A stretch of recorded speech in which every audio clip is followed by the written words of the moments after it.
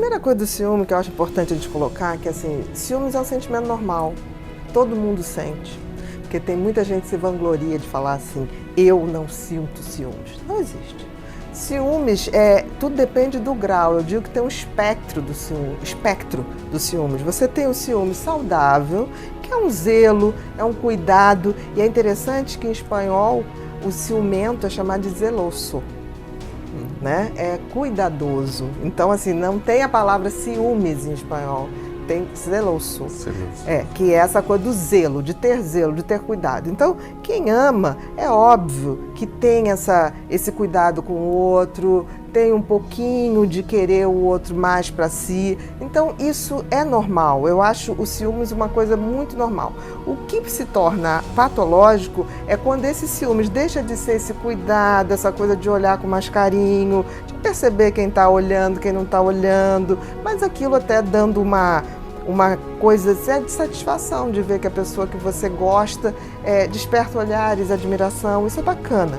Agora, quando isso passa por um ponto em que o ciúme passa a ser uma coisa obsessiva, uma ideia obsessiva e um ritual, quase que se torna uma coisa obsessiva compulsiva, porque o ciumento patológico, ele tem pensamentos obsessivos, ou seja, intrusivos, repetitivos, tudo em função da suposta traição, de uma traição que o seu parceiro ou sua parceira estariam fazendo, mas às vezes baseado em nada, ou às vezes baseado numa troca de sorriso, numa gentileza, numa coisa muito simples. Então ele começa a imaginar situações a partir dali e passa realmente a sofrer com aquilo.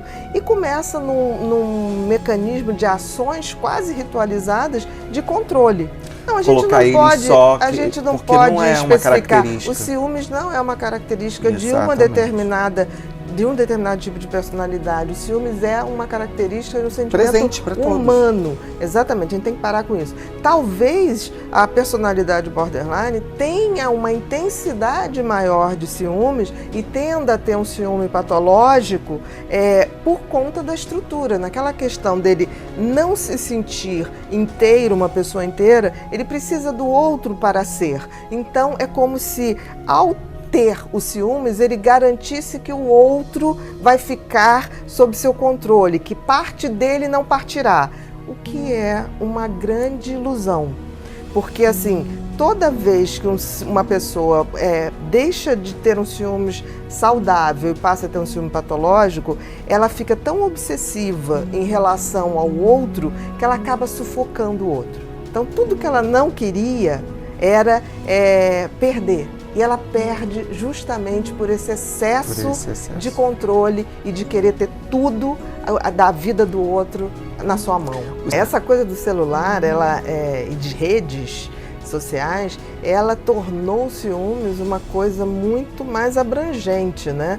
Porque uma pessoa que começa a entrar no ciúme patológico, em geral, ela tenta ter o controle do celular da pessoa, e que é muito delicado isso, porque assim é uma privacidade, porque hoje o celular, a gente não pode esquecer que é um computador muito possante, né? Então você tem ali a sua vida profissional, a sua vida afetiva, a sua vida entre amigos, e entrar na sua casa, é como se entrasse no seu universo totalmente. Eu não sou contra que as pessoas possam ter acesso, mas não por uma imposição, por uma simplicidade, porque não tem nada ali para esconder. Agora, quando isso passa a ser uma regra de controle, é muito ruim. Porque o ciúmes, ele parte de uma desconfiança. Então, ele, ao ser alimentado, ele o tempo inteiro está reforçando que eu estou com alguém, mas eu não confio nesse alguém. Como você pode amar uma pessoa que você não confia? Porque confiar não é só o fato de você trair ou ser traída.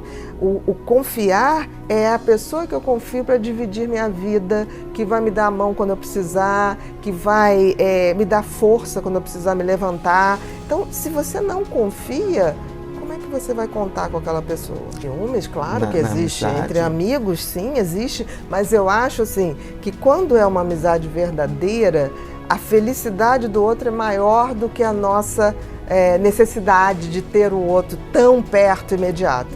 E eu costumo dizer assim, o amigo é o amor sem sexo. Então, assim, não tem posse. Não deveria ter.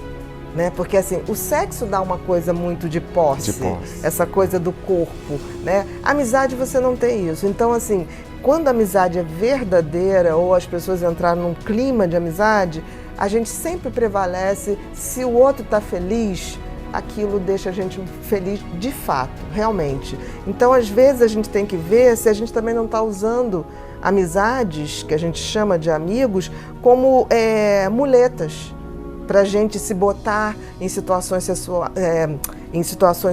para a gente se botar em situações profissionais, se a gente não está fazendo um processo de dependência, como se faz com os afetos, né? Que tende a se fazer com os afetos. Então a gente tem que ter muito cuidado, porque assim, se você começa dentro da amizade ter um relacionamento de posse, de controle, você não está exercendo uma amizade, você está fazendo uma relação disfuncional.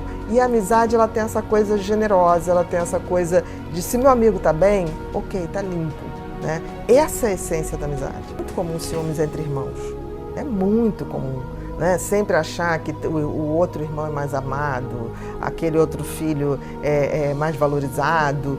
E eu acho que talvez o núcleo familiar e principalmente a relação entre irmãos é onde nascem as verdadeiras amizades, ou deveria nascer. E aí eu acho que isso tem a ver também como os pais colocam a questão da irmandade. Não se compara filho, não se compara primos, não se compara parentes. Então, assim, eu acho que uma família que tende a aceitar as pessoas como elas são, respeito e pôr limites também, porque essa é a função da família, ela tende a trazer essa coisa de amizade entre as pessoas. Você foi muito profunda nisso, né?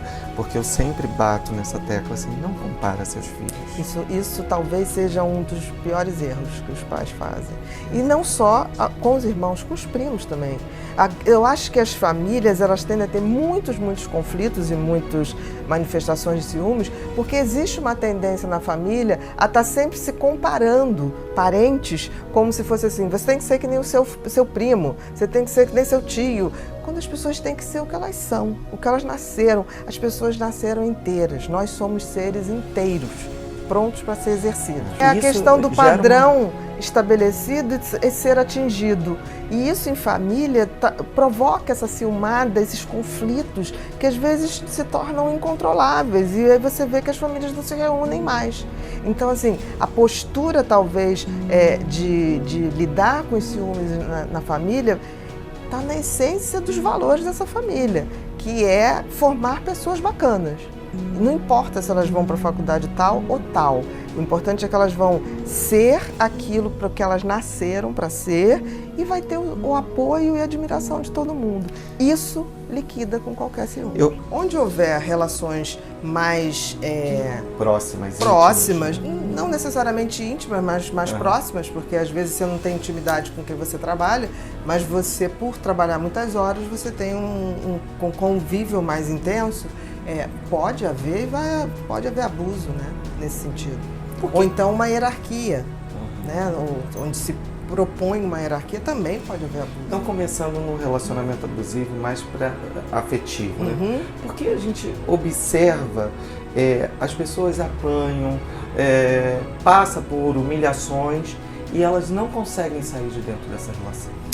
Porque a gente tem que ver que o abusador, em geral, são pessoas que vão maquiavelicamente fazendo com que o outro se sinta nada, né? Então, às vezes, nunca bateu, às vezes nunca falou uma coisa em público agressivamente ou xingou, mas vai fazendo aquela coisa lentamente de denegrir o outro, do tipo assim, essa roupa que você usa...